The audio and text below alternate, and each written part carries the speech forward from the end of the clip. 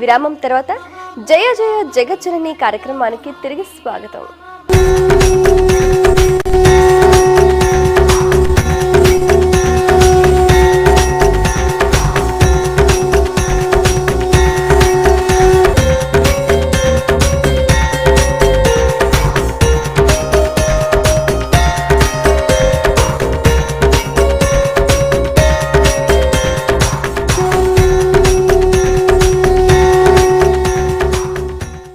జయ జయ జగజ్జనని కార్యక్రమంలో భాగంగా ఆ అమ్మవారి కటాక్షం పొందేందుకు మన పురాణ శాస్త్రాల్లోని అనేక విధానాలను ఉపాసనలో వీక్షించండి.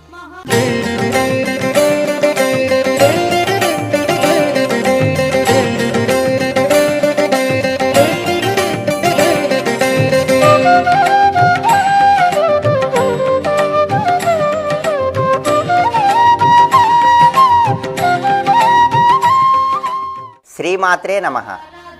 దసరా శరన్నవరాత్రుల సందర్భంగా కార్యసిద్ధిని పొందటానికి, సకల కార్యాలలో విజయాన్ని సాధించటానికి కొన్ని ప్రత్యేకమైన విధి విధానాలతో అమ్మవారిని ఆరాధన చేయాలి. సంతానం లేని వారెవరైనా సరే చక్కటి సంతానాన్ని పొందటానికి, సమస్త సంతాన సంబంధమైనటువంటి దోషాలను తొలగింపజేసుకోవటానికి కొన్ని ప్రత్యేకమైనటువంటి పూజా కార్యక్రమాలతో ఈ శరన్నవరాత్రుల సందర్భంగా అమ్మవారిని ఆరాధన చేయాలి. సంతానం కావాలనుకున్న వాళ్ళెవరైనా సరే ఈ శరన్నవరాత్రులలో దుర్గాదేవిని చామంతి పూలతో, మందార పూలతో, జాజి పూలతో, పున్నాగ పూలతో, ఎర్రగన్నేరు పూలతో అర్చన చేస్తూ 9 అంగుళాల ఎత్తు ఉన్నటువంటి జంట దీపాలను దుర్గాదేవి యొక్క చిత్రపటం ముందు ఉంచినట్లయితే దుర్గాదేవి యొక్క అనుగ్రహం ద్వారా సంతాన సిద్ధిని పొందటానికి ఆస్కారం ఎంతగానో ఉంది. అదేవిధంగా ప్రత్యేకంగా స్త్రీ సంతానం కావాలని కోరుకునే వాళ్ళెవరైనా సరే దుర్గాదేవి యొక్క చిత్రపటం ముందు ఆవు నెయ్యితో 5 ఒత్తుల దీపాన్ని వెలిగించి దుర్గా సప్తశతి శ్లోకాలను పారాయణ చేసినట్లయితే అత్యంత ఆరోగ్యవంతమైనటువంటి దైవభక్తి కలిగినటువంటి కుమార్తె జన్మించటానికి ఆస్కారం ఉన్నట్లుగా శాస్త్రాలలో వర్ణించటం జరిగింది. అదేవిధంగా ఈ శరన్నవరాత్రుల సందర్భంగా సంతానం కావలసిన వాళ్ళెవరైనా సరే లలితాదేవిని మందార పుష్పాలతో, సంపెంగ పుష్పాలతో పూజిస్తూ గోధుమ రవ్వతో తయారు చేయబడినటువంటి పాయసాన్ని లలితాదేవికి నివేదన చేసి ఆ తల్లికి నివేదించబడినటువంటి ఆ గోధుమ రవ్వ పాయసాన్ని ప్రసాదంగా స్వీకరించినట్లయితే సమస్త సంతానపరమైనటువంటి దోషాలను తొలగింపజేసుకొని సంతాన సిద్ధిని పొందటానికి అవకాశం ఎక్కువగా ఉంది.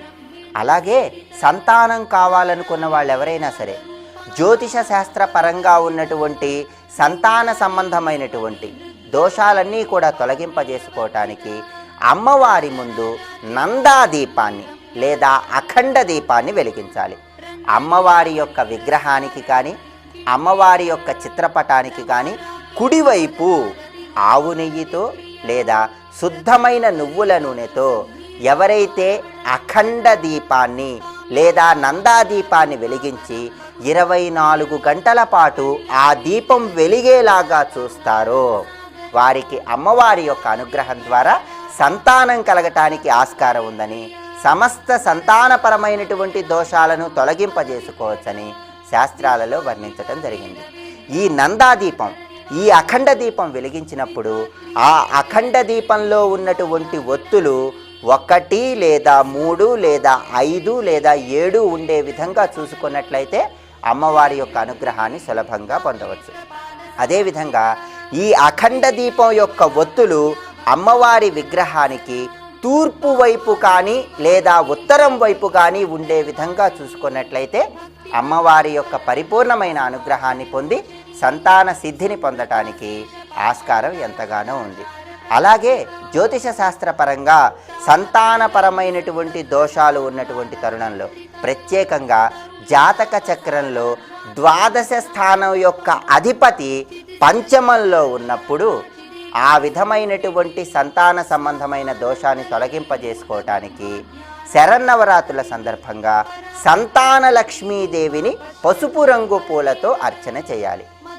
సంతాన లక్ష్మీదేవి యొక్క చిత్రపటానికి పసుపు రంగు రవిక వస్త్రాన్ని అలంకరించి పసుపు రంగు పూలతో సంతాన లక్ష్మీదేవిని పూజ చేసినట్లయితే సర్పదోషం, కమఠ దోషం, మండూక దోషం అనే 3 రకాలైన సంతానపరమైన దోషాలు తొలగించబడి సంతాన సిద్ధిని పొందటానికి ఆస్కారం ఎంతగానో ఉంది. ఎవరైనా సరే సంతానం కోసం తీవ్రంగా ప్రయత్నించి ఇబ్బంది పడుతున్నటువంటి తరుణంలో అపరాజితాదేవి స్వరూపమైనటువంటి జమ్మి చెట్టు, రావి చెట్టు ఈ 2 కలిసి ఉన్నటువంటి ప్రాంతంలో దుర్గాదేవి యొక్క చిత్రపటం ఉంచి దుర్గాదేవికి పసుపు కుంకుమలు అలంకరించి దుర్గాదేవికి ఎర్రటి పూలహారాన్ని వేసి దుర్గాదేవికి పూజా కార్యక్రమాన్ని నిర్వహించి ఆ తర్వాత జమ్మి చెట్టు చుట్టూ ప్రదక్షిణలు చేసినట్లయితే సంతానపరమైనటువంటి దోషాలు తొలగింపజేసుకొని చక్కటి సంతానాన్ని పొందటానికి ఆస్కారం ఎంతగానో ఉంది. అలాగే ఈ శరన్నవరాత్రులలో సంతానం కావలసిన వారెవరైనా సరే ప్రతిరోజు స్నానం చేసే నీటిలో కొద్దిగా పసుపు వేసుకొని స్నానం చేయటం, దీనితో పాటుగా ఒక పసుపు ముద్దను తయారు చేసి దాన్ని గౌరీదేవి స్వరూపంగా భావించి ఒక తమలపాకులో ఉంచి పసుపు రంగు పూలతో తెలుపు రంగు పూలతో పూజా కార్యక్రమాన్ని నిర్వహించటం, అదేవిధంగా రాజరాజేశ్వరీదేవి యొక్క చిత్రపటానికి చెరకు ముక్కలను నివేదన చేయటం ద్వారా సమస్త సంతాన సంబంధమైనటువంటి దోషాలను తొలగింపజేసుకొని సంతాన సిద్ధిని పొందటానికి ఆస్కారం ఎంతగానో ఉంది. కనుక శరన్నవరాత్రుల సందర్భంగా శాస్త్రములో చెప్పబడిన విధంగా జంట దీపాలను వెలిగించటం ద్వారా అమ్మవారి ఆరాధన చేయటం ద్వారా సంతానపరమైనటువంటి దోషాలను తొలగింపజేసుకొని సంతాన సిద్ధిని పొందటానికి ఆస్కారం ఎంతగానో ఉంది. సర్వే జనాః సుఖినో భవంతు. ప్రాతస్మరామి లలితా వదనారవిందం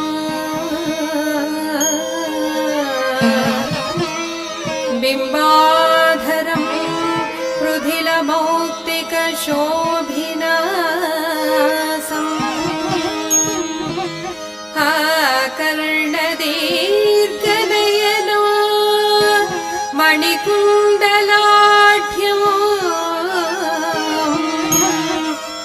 మందస్మితం మృగమదోజ్వల ఫాలదేశం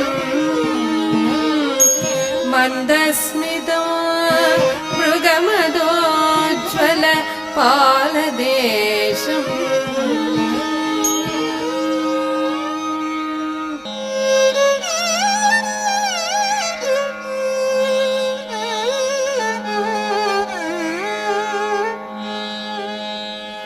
లలితను నేనే ఆగమ వినుతను నేనే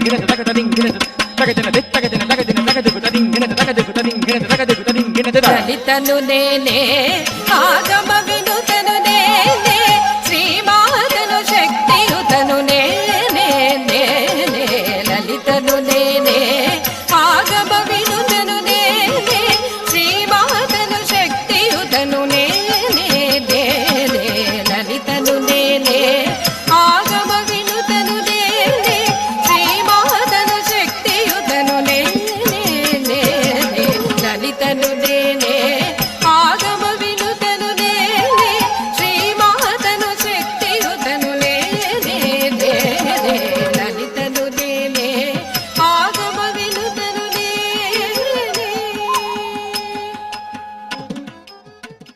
అమ్మవారు అసుర సంహారాన్ని పూర్వ యుగాల్లోనే కాదు ఇప్పుడు కూడా చేస్తూనే ఉంటుంది. మనలోని అసూయ, ద్వేషం, ప్రతీకారం, లోభం వంటి అనేక అసుర గుణాలను సంహరించమని ప్రార్థించే పర్వదినాలే దేవి శరన్నవరాత్రులు. ఇవాల్టి దేవి మహత్యంలో ఆ అమ్మవారి వైభవానికి సంబంధించిన మరికొన్ని ఆసక్తికర విశేషాలు తెలుసుకుందాం.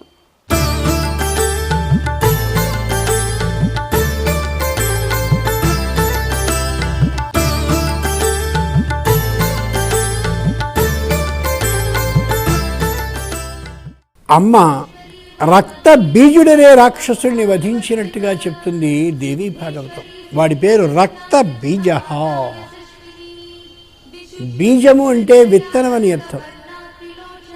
ఓ విత్తనాన్ని మనం భూమిలో నాటి కాసి నీళ్లు పోస్తే ఆ నీళ్లు మెల్లగా విత్తనాన్ని ఉబికేలా చేసి భూమిని చీల్చి పైకొచ్చేలా చేసి అంకుర దశకి తెచ్చి అక్కడి నుంచి విస్తారంగా ఎదిగేలా చేసి పుష్ప ఫల భరితంగా మహాద్భుతమైన వృక్షంగా చేసేస్తుంది చిన్నదైన విత్తనం.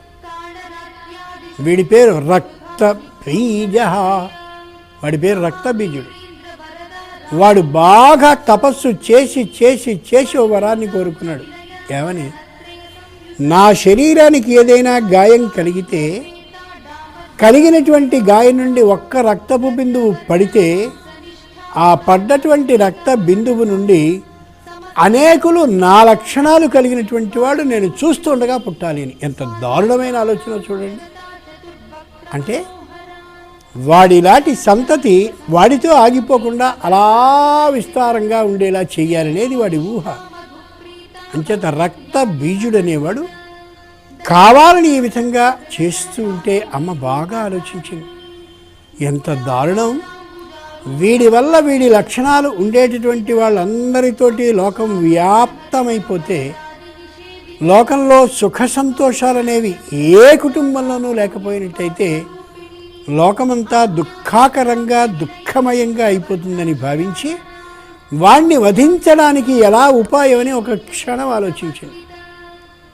అంచేతను ఆ పృథివీ మొత్తం ప్రపంచంలో నేల అనేది ఎంత విశాలంగా ఉందో అంత విశాలంగానూ తన నాలుకని పెద్దది చేసి ఆ రక్త బీజుడనేటటువంటి రాక్షసుడిని పట్టి కరవాలం ఖడ్గంతో ఖండించి వాడి శరీరంలో ఉండేటటువంటి ఒక్క రక్తపు బొట్టుని కూడా నేల మీద పడకుండా పడ్డటువంటి బిందువు ద్వారా వీడిలాంటి లక్షణాలు కలిగిన వాళ్ళు ఎవ్వరూ కూడా సృష్టింపబడకుండా ఉండేలా చేసి మొత్తం రుధిరాన్ని తాను స్వీకరించి మనందరినీ రక్షించి. కాబట్టి అమ్మ చేస్తున్న పని ఏమిటంటే తన సంతానాన్ని రక్షించడం కోసమని, సంతానం అంటే మనని రక్షించడం కోసమని ఇంత శ్రమించి ఆ రక్తబీజుణ్ణి అంతటి సాహసంతో ఆవిడ వధించింది. మొత్తం నాలుకని పృథివీ ఎంతుందో అంత విశాలంగా చేసింది. అంటే ఎంత తపశ్శక్తిని రక్తబీజుడనేటటువంటి రాక్షసుని వధించడానికి ఆవిడ వ్యయం చేసింది. ఒక క్షణం ఆలోచించండి. ఇక్కడ మనకు అనుమానం వస్తుంది, దేవతలైనా తపస్సు చేశారనుకోండి, రక్తబీజుడు ఆ విధంగా వరవడిగితే ఎందుకు ఇయ్యాలి అని మనమే అడుగుతాం. కానీ ఇక్కడ విధానం ఉంది. రక్తబీజుడు ఎంతటి తపస్సుని చేశాడు అంటే దేవత అయినటువంటి వాడు ప్రత్యక్షమై వరం ఇయ్యలేను అనకుండా ఉండడానికి వీల్లేనంతటి తపస్సుని చేశాడు. కాబట్టి రాక్షసుడికి రెండు లక్షణాలు ఉంటాయి. ఒకటి, దేవతలని గురించి తపస్సు చేయడం, వరం పొందగలిగినంత స్థాయిలో తపస్సు చేయడం. రెండు, లోకానికి ఉపద్రవం ఏది కలిగిస్తుందో అటువంటి వరాన్ని కోరుకోవడం. మనం కూడా మనకి అమ్మ ఇచ్చినటువంటి అమోఘమైన అవకాశాన్ని, రాక్షసుడు ఎలా దేవతల్ని గురించి తపస్సు చేసి దేవతలకే వ్యతిరేకమైనటువంటి దిశగా వాడు పోరాడుతాడో అలా మనకి అమ్మవారు కానీ అయ్యవారు కానీ ఏదైనా ఒక వరంలాంటి ఒక అద్భుతమైన బుద్ధినో ధనాన్నో ఇంకా మిగిలినటువంటి వాటినో ఇస్తే దాన్ని పరమేశ్వరుడి విషయంగా సద్వినియోగపరచాలి తప్ప దుర్వినియోగపరచడం అనేది సరికాదు అనే యథార్థాన్ని తెలియజేస్తుంది రక్త బీజ వధ ద్వారా అమ్మ. రక్తబీజుడు దుర్వినియోగం చేస్తూ లోకమంతా కంటకమయంగా దుర్మార్గమయంగా చెయ్యాలి అని అనుకుంటే అది విధానం కాదు అని వధించింది ఆవిడ. అంటే మనం కూడా అలాంటి లక్షణాలతో ఉండాలని వ్యాఖ్యానకర్తలు మరో మాట కూడా చెప్పారు. ఒక్కొక్కరికి చాడీలని చెప్పే అలవాటు ఉంటుంది, లేనిపోని మాటల్ని. అది రక్తబీజ లక్షణం. కొంతమందికి చాడీలను వ్యాప్తి చేయడం ఉంటుంది ఊరికే, వాళ్ళ గురించి వీళ్ళ గురించి, వీళ్ళ గురించి వాళ్ళ గురించి. ఆ రక్త బీజ లక్షణమైన చాడీలు చెప్పడం అనేది నీలో ఉంటే దాన్ని తొలగించుకో అని చెప్పడం కోసం అమ్మ మొత్తం ఈ భూమి అంతటినీ నాలుక చేసి వాడి వంశం కూడా లేకుండా నశింపజేసిందంటే చాడీలని చెప్పడం అనేది అంత ఘోరమైన పని అనే యథార్థాన్ని అమ్మ రక్త బీజ వధ ద్వారా మనకి తెలియచేస్తూ ఉపదేశిస్తోందన్నమాట. స్వస్తి. వీక్షించారుగా జగజ్జనని వైభవాన్ని. శరన్నవరాత్రుల 5వ రోజున ఆ అమ్మవారిని శ్రీ లలితా మహా త్రిపుర సుందరీదేవిగాను స్కందమాతగాను ఆరాధించి జగన్మాత అనుగ్రహానికి పాత్రలు కండి. రేపటి జయ జయ జగజ్జనని కార్యక్రమంలో మళ్ళీ కలుద్దాం. అంతవరకు సెలవు. నమస్కారం.